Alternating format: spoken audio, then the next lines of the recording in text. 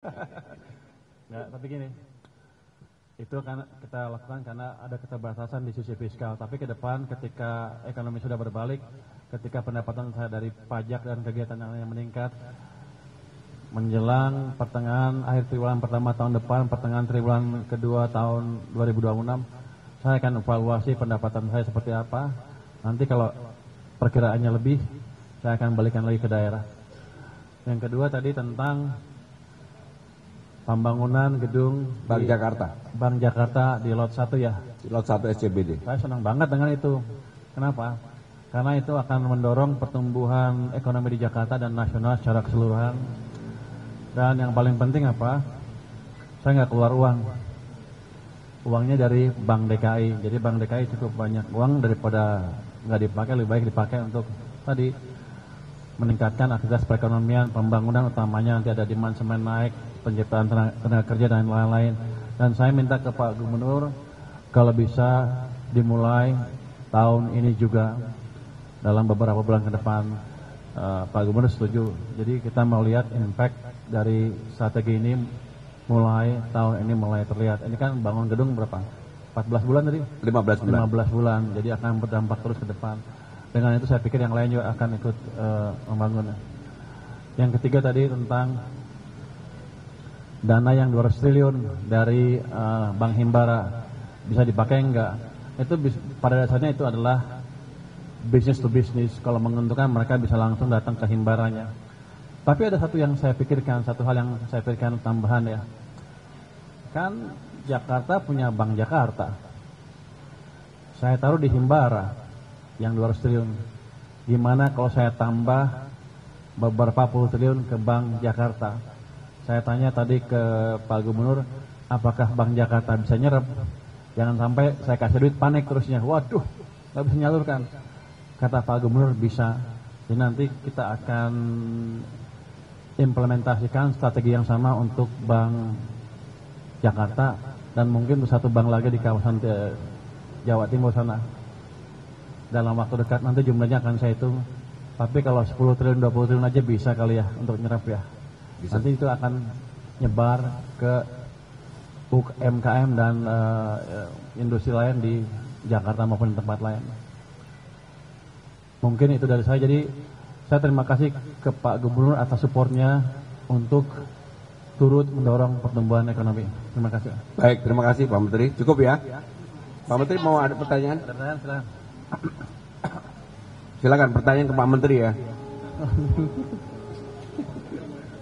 Ke Pak Gubernur lah. Oke, ini Pak Menteri dan Pak Gubernur Tasya dari Kupang. Pak, mungkin terkait tadi DBH dan PKB juga mungkin di depan Pak Menteri juga gitu Pak. Jadinya kan tadi ada pembangunan Bank Jakarta, gedung Bank Jakarta juga. Nah itu jadinya ada nggak sih Pak gedung-gedung atau pembangunan lain kan Jakarta sedang membangun gitu dan akhirnya jadinya harus ke pending atau tertunda gitu karena APBD-nya jadi turun. Oh saya nggak tahu tuh itu Pak Gub kan. Tapi saya akan coba dengar masukan dari Pak Gub nanti ke depan.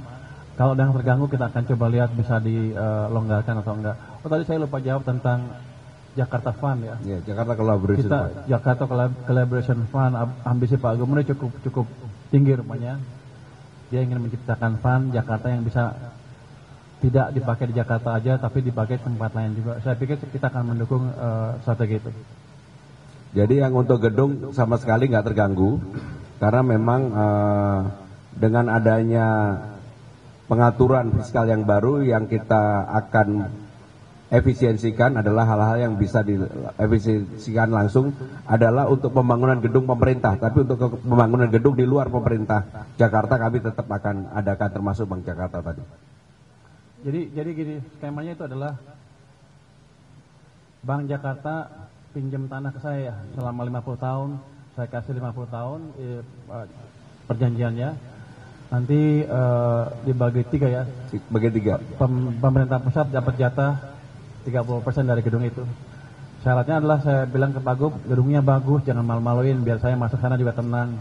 Saya jawab Pak Menkyu, saya punya selera lebih bagus dari Pak Menkyu, jadi pasti gedungnya lebih bagus. Izin saya Ruby dari Kompas.com, Pak Menteri, Pak Gubernur.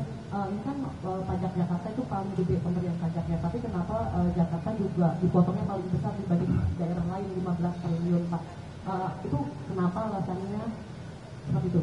Terus juga Pak, apakah nanti si anggaran yang dipotong ini mempengaruhi gaji para ASN dan juga gaji non ASN atau P3K di lingkungan balai kota? Terima kasih. Kalau lihat dari proporsional kan semakin besar pasti semakin besar kepotongnya, kira-kira begitu, sederhana itu. Itu kan semacam pukul rata berapa persen sih, dan lihat juga kebutuhan daerahnya. Kita lihat Jakarta masih bisa tahan dengan pemotongan sebesar itu, dan secara persentase enggak lebih besar dibanding yang lain. Tapi gini, saya udah janji Pak Gub dengan pemerintah yang lain juga. Kalau ekonomi kita membaik, arahnya berbalik, tahun depan sudah kelihatan lebih cepat, saya akan bisa perkirakan pendapatan saya seperti apa di akhir tahun. Pertengahan triwulan tahun kedua saya akan, atau triwulan kedua tahun depan, saya akan hitung ulang berapa pajak saya sampai akhir tahun. Kalau lebih, saya akan redistribusi lagi ke daerah. Tapi dengan syarat tadi, belanjanya jangan banyak yang melenceng-melenceng. Cukup ya. Jadi yang pertama tidak ada hal yang berkaitan dengan ASN. Yang mungkin akan mengalami perubahan adalah selama ini kan PJLP kita, kayak kemarin Damkar kita buka 1000, masukan oranye 1100, masukan putih 500. Karena ada pengurangan ini mungkin untuk tahun depan peluang itu juga akan berkurang. Tetapi yang untuk tahun ini semuanya tidak, tahun 2025 tidak mengalami perubahan. Baik, makasih.